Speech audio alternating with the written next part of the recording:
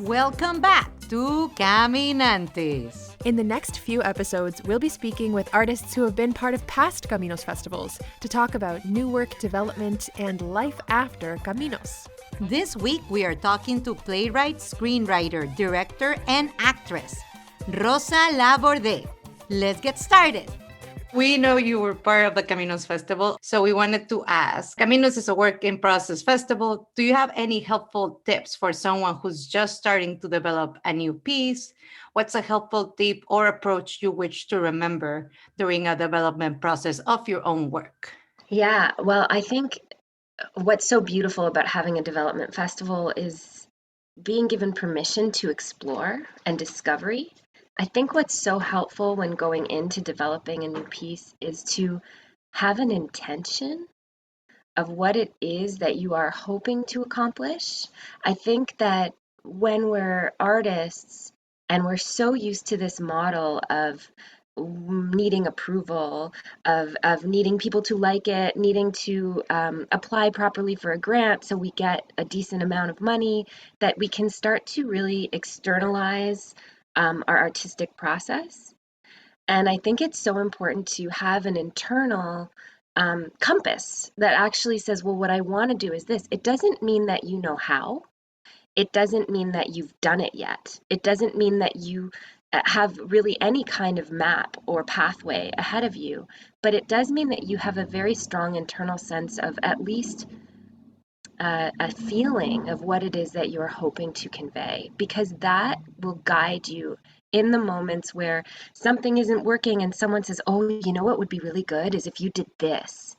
And if you're feeling unstable in your work as an artist, you go, oh yeah, I'm going to do that. And then your piece starts to derail in a way that one day you go, is this mine? Like, what is this that I made? So I think one of the first tools in creating something new is going, this is what I'm hoping to get to. And then you can very clearly, when you get some kind of input from the outside, go, take it. Never say no right away. It's okay to take it. Don't be afraid of the comments, but don't also be doubtful of your own power and of your own voice. I think that it's like a belief in one's own artistic voice, really, is like the first thing, and the idea, the kernel, the seed of what you're doing. And I mean, when you're applying to Caminos, it always is with that seed. So really having a sense of what that seed is the first thing. Yeah, that's awesome. In a development process for your pieces or for your creative process, what is essential to Rosa Labordé's process? And what is a luxury? Like, do you have anything that you absolutely need that's consistent, or is it always changing? One needs, I think, sleep, rest, self-care, like very basic things that lead to your ability to sit down and have time to process, to be able to walk, to think, to journal. And I don't journal in the way of this is what happened today and what I'm feeling. I journal in the sense of what is this idea that I'm exploring that is complicated, and I'm working it out. And paper with a pencil is actually one of the easiest ways for me to work that out. It's like a little story room with yourself. So that to me is essential from the what am I creating perspective. The other is, who are you developing with, and do they understand you? And can you communicate? Like, beyond everything, do you have people who you can communicate with, who understand what you're trying to do? Those are the two things, like just in that beginning thrust of, it's sort of time and space. And I think both of those, space is both the actual, time and space that you've created, but it's also the space you've created with the people around you that allows you to express more what you're saying, that aren't going to shut you down, that are open to what you're attempting. Is there a luxury that you enjoy having with you? Something that's nice to have? I think, people have all sorts of different processes. So some people are like, and if at the end of every day, somebody gives me a glass of pineapple juice, it'll be a great day. It's just, anything sort of very Rosa specific. Oh my goodness. I don't even know. I think that affirmation is a luxury. When people say, I see what you're, that can be, I mean, and it actually doesn't cost anything. People who Mm, sort of, and not that we should be out there seeking approval, but I think while you're creating, people who go, oh yeah, I like this direction you're going in, that's a really beautiful luxury to have. yeah. Um, I also think the luxury of, and what you get with Caminos is like rehearsal space, creation space. Also, treats are great, water. I think Yes. it's really beautiful to give people snacks. And so I try to do that. Yes. Even in COVID, we have made sure at our rehearsal that we have individually wrapped snacks. So there's granola bars and Oh, tea and things that you can have. I think that's That's awesome. great. What is the impact of work in process presentation for your new work, like Caminos or something else? And also, I want to see like do you manage in the early stages of development, the audience reaction? Like, how much do you take away from it, and how much do you are like, I love that reaction, but I'm not gonna go on that way. Well, I am pretty into audiences. I mean, I think that that's who we're doing it for. It's one of my favorite things about a festival like Caminos, or having the opportunity to show something that may not be finished to an audience, is the information you're getting from it is invaluable. And one of my favorite quotes, the actor Philip Seymour Hoffman, who also directed, the late Philip Seymour Hoffman, had an interview once, and the interviewer said, I've heard that for you it matters that every single moment on stage is like, exactly what's happening every single moment. And he said, why does that matter to you? And the answer was, Philip said, because people are watching. And I thought that was just my favorite thing, because it is. And I feel like if you're making this in a bubble for you or for whatever, without thinking of who you're offering it to, it's an offer. That's all it is. It's just a share. It's like a bigger show and tell than when you were little. It's a share. And so for me, the audience's reaction is really important. Now, that doesn't mean that you are going out there for everybody to like it, because it's not possible. But your kind of target audience, or those that you're hoping to reach, that they say, oh, this, I loved it. It was funny. You could feel it. This was moving. That, yeah, you move with that. And if they were really uncertain or perplexed or puzzled or lost on something, you take that in very seriously and into account, because eventually you're asking them to buy tickets. Not only is it the money that I think matters, for me now more than anything, it's time. We're so over exhausted. We're so tired. It's so easy to be cozy at home. And when I make somebody leave their house to come do something, I hope that I'm making them an offer that they would like to receive. So I think it's so important. And I think it's critical on the artistic path. So that's why these festivals are just incredible, because it really gives you an opportunity. And I honestly believe that many audience members really like to be a part of that process. Because they feel that they're also a contributor. So it becomes like this Yeah. beautiful kind of marriage between the two that says we're creating something together. Oh, audiences. I miss them. I know. Though it's nice the chat that you had like this year Yeah. in Caminos, because it kind of, I find chats very, I find I'm very shy, but I do it, and I especially did it with Caminos because it just felt like that's how we're showing that we're present. Hmm. Since your presentation at Caminos many years ago, your pieces have been adapted and transformed into published text and audio plays. So, is there a medium that you're interested in exploring more? Is there anything that you want to dig into? I mean, I'm gonna keep doing this, Good. making plays, and them being published is always interesting, because for me a play is totally unfinished, and so the play that's going up right now is published, and I'm totally, not big things, but cutting things, little rewrites, because, and so it's so funny to think, God, this book is out there, but thankfully, like, it hasn't sold a lot of copies, so I don't think anybody's gonna buy it. You can do revisions. Yeah, I'm totally just crossing things out, and so like, it's an honor when Leo was turned into an audio play. It's just an honor. I would more prose.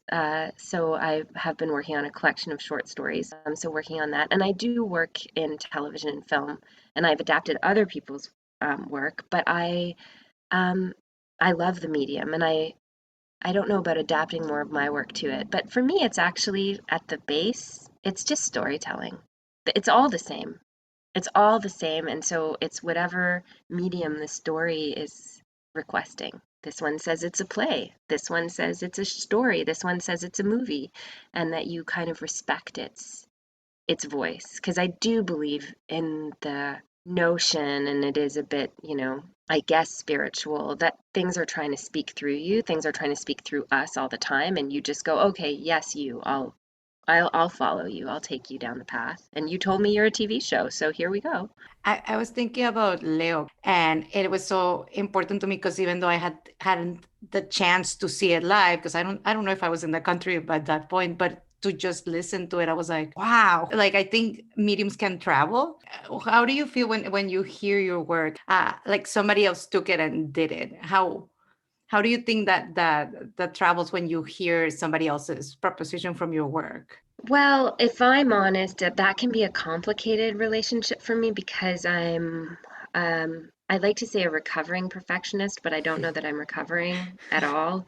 But I at least acknowledge now that I don't believe it is a positive trait. I think there's been a lot of, it's so good to be a perfectionist. And I think actually the toxic side of it that I kind of came to in the last few years is that what you're trying to cover is a kind of shame or a kind of never wanting to appear wrong or um, never being misunderstood. Never. So it's actually more about trying to not be something than trying to be something.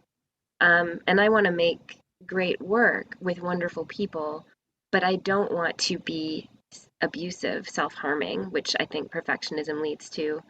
And I don't want to be unkind to others, which I think it can also lead to. And so for me, it's actually taken years to um, be the more and more and more and more collaborative and allow all the ideas are beautiful. So I can hear something and before be like, that's not how I would have done it like this. I'm not speaking about the Leo Yeah. audio play because that was beautiful. And Carlos, my friend, directed it and everyone in it is gorgeous. But in times for me where you hear something, you go, that's not it. And then I had a beautiful experience with the production of a play of mine that wasn't mine, that was out of town, where I just went, oh my God, no, no. And then I went back and I thought, how gorgeous that anyone would take their energy and their time and their spirit to dedicate themselves to doing this work, to trying to embody this work. And I was able to see it all as a really big gift. And it was transformative for me because that's when I really understood that all we're doing is sharing. We're just sharing something. And the levels you share it on are profound because it's through the artists that are going to work on it, then the other audiences that are going to see the work that then went through another channel. Um, and so my relationship to it now is like just very grateful. But I'm going to add to it, which is Yeah. that your first production and when you're first doing, like, say, your Camino's first seed of something, do make sure that you are working with people who understand your vision, that so that you at least get a moment to express what you originally intended. You might discover 5 years later when someone else does a production of your work that they actually get it more than you do, Hmm. because I do think we unconsciously create, but I really feel like getting that moment to express, and then you can really let it Hmm. go. That's very important. Super important. Yeah. And I also think a lot of people struggle with perfectionism, especially at the beginning of their development Yeah. time, because you do want to be validated in that vulnerability. Right now, you're working on a piece that's on stage live in front of people in downtown Toronto. Anybody could come see it if they wanted. So True is on stage right now as part of the Rendezvous with Madness Festival. How are you feeling about returning to live theater with this show, and especially in this brand new theater? Yeah, I mean, it's exciting. It was a long time coming. And actually, Aluna was their co-producer on this when it very first went up so 7 years ago. And the festival has wanted it to be a part of the festival for the last 4 years, to inaugurate this new theater space. But it took a long time for the building to be built, so then it wasn't ready. And then it was COVID, and then it was COVID again. Like, so it went virtual, I guess 2 times. I don't Yeah. know. And then really I have to admit, I also had a baby in the last year and a half. And so then thinking, oh gosh, are we going to go into rehearsal?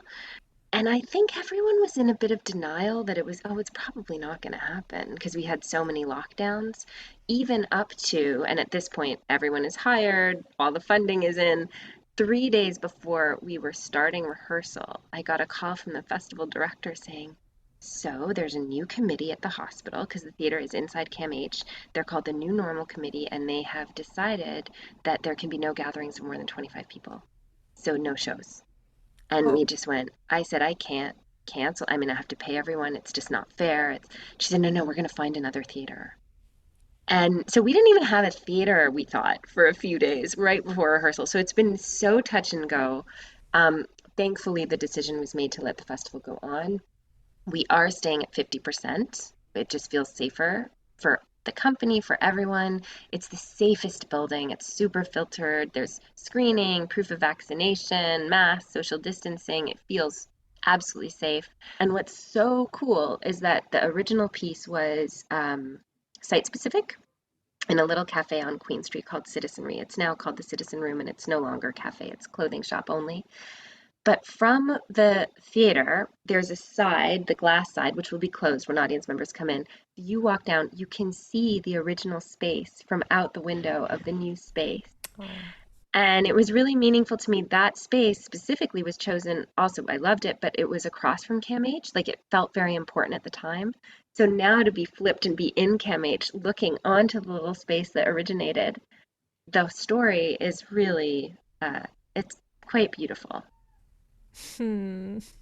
But I will add that an interesting thing about being in a hospital is that there are code calls and they do come on in the theater.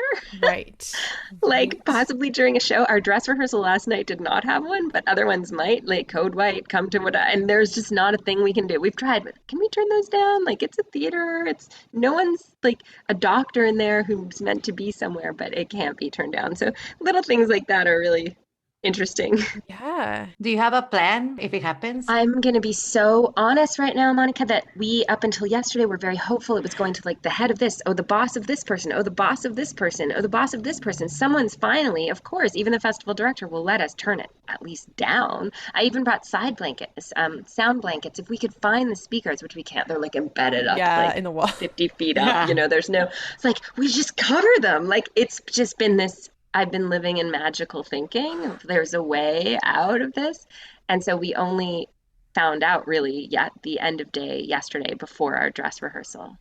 And I said to the actors, guess what? And it was an invited dress, so it was very small. I said, it's gonna happen. What do you want to do? And they said, well, we haven't rehearsed anything, so let's just keep doing what we've been doing in rehearsal, which is like we pretend they're not happening. Yeah. And so that's what we did last night, but there weren't any. So we didn't even get to see how that read because Yeah. I was going to ask the invited, attendants to let me know how they felt. So we're going to talk about it again today or tomorrow. We have the day off tomorrow. We open. We're going to talk about it again. And then I think the festival director will make an announcement that that's happening. And then we're just going to see. I mean, maybe there won't be any, maybe there will. Our plan is still in development. Love it. I find that it's like it sounds like how we did like theater plays in Zoom of stuff like that. And it sounds like you're prepared for everything. If your internet goes out, if there's ambulance going back, if there's like many things. So I feel like yeah, almost like how this like language or reality develop on like the Zoom virtual world, which is like things can happen and you must keep being part of this story. So I feel it translates Yeah. into how the reality of the world is still kind of like happening right now. So that's why I was curious. It's Yeah. totally, yeah, I love that. It really is. Like, how is this gonna work? And I think people will be more open to it because, people haven't really been out. Yeah, you want it live? I This don't is as know. live as it's gonna get. Yeah. This is live. Theater's never happened in a bubble. Hmm. So it's just where are you? What bubble are Yeah. you in? So, do you have any memories that stick out to you about past Caminos festivals? It could be your own work or any that you've seen. Any interesting stories about Caminos festivals from the past? I mean, I've loved so many Caminos, and I've been a part of them in other, like just to have a reading, and then also to have the big workshop of marine life, which I think is the one people were talking about because we performed it about 4 days, 3 or 4 days. So It's not that want to talk about my work. It's just this very specific thing is probably one of my favorite theatrical memories ever. And I can't believe we did it. Like thinking of it now, I think Trevor Schwellnus, you're just like, sure, we're going to do that. We're going to order 2 massive blocks of ice and we're going to bring them on stage, which we did. This massive blocks of ice, and it was gorgeous, and the light came through them, and they would sort of melt, and it was just incredible. And at one point, the actor, he has this little bottle of pills, and he put the bottle of pills on the ice block, and because it was melting, it just started to slide, and it was this incredible moment in the theater because him and the other actor were watching it, and the whole audience, and that the moment in theater that can't be recreated because it was not meant to happen, but everyone is watching this pill bottle go down this block of ice and just laughing and just so in it. And I just love that moment because it's the moments where we really unite because we all know that they're the one of a kind moment. It's all just happening for us right in this moment. And I mean, that was an experiment because to afford the blocks of ice for every performance in any other run was just not going to be possible. It's all the kind thing, the water, so that was just total experimentation. Like Trevor just went, yeah, we're going to get these blocks of ice. And we just did it. And then we had this incredible moment out of it. It's just one of my favorite, really, memories of making a play ever. That's beautiful. The last question we have for you is, we like to ask our current guest to pose a question to our next guest so we can keep the conversation going across borders, physical, spiritual, mental, psychological, all of that, artistic. So, Rosa, if you could ask a question of our next guest, who is also an artist somewhere in the Americas on Turtle Island in Abya, what would you ask them? Okay, and this sort of comes like with the, what Bea said about everyone singing along with the show that I did, and a question that came up for me in my full run of marine life at the Tarragon when I had, these were audience members from Mexico, and they said, do people here get your work? Because we get your work. Do they understand you? And it's a really particular, different thing. And I was raised primarily in Chilean household. And I do believe that we live in a kind of the Latin American world is a different world. And I've been always in this weird hybrid world. But my question is, how do you think your cultural heritage translates into a different culture? What is lost in translation? What can you do that, like, say in your home country or your origin country, that you can't do here? And how do you bridge those gaps? Or I'm just so curious about that because it's something that I think about a lot. It's like, what is lost in translation and what comes through? I think that's a great question. I'm excited to ask it. And if you want to hear the answer, you can listen to the next episode and it'll be there. All right. So that's all for us. Thank you so much for being here. Congrats on your opening night of your first live show post first lockdown. Thank you. Please come. Can't wait to be there. Don't miss True by Rosa Labordé, November 4th and 5th in the brand new CAMH Auditorium as part of the Rendezvous with Madness Festival. For more details, check out the show notes. We are speaking to you from the shores of this beautiful Zaga Igan, known to some as Lake Ontario, in Toronto, or Dagarondo. This is the ancestral territory of the Haudenosaunee, or Longhouse Confederacy, the Anishinaabe Nation, the Wendat, and the Mississaugas of the Credit. This land is covered by the Dish with One Spoon Wampum and Treaty 13, also known as the Toronto Purchase. Araluna, we remember that people can begin to heal when they are hurt. We are committed to artful participation in disagreements. We are committed to unsettling ourselves towards connection, respect, and justice for all people who now live in this city, which has been a meeting place since time immemorial. Radio Aluna Teatro is produced by Aluna Theatre with support from the Toronto Arts Council, the Ontario Arts Council, the Canada Council for the Arts, the Department of Canadian Heritage, and TD Bank. Aluna Theatre is Beatriz Pisano and Trevor Schwellnus, with Sue Ballant. Radio Aluna Theatre is produced by Mónica Garrido and Camila Díaz Varela. For more about Aluna Theatre, visit us at alunatheatre.ca, follow at Aluna Theatre on Twitter or Instagram, or like us on Facebook. Miigwech and Nyawangoa.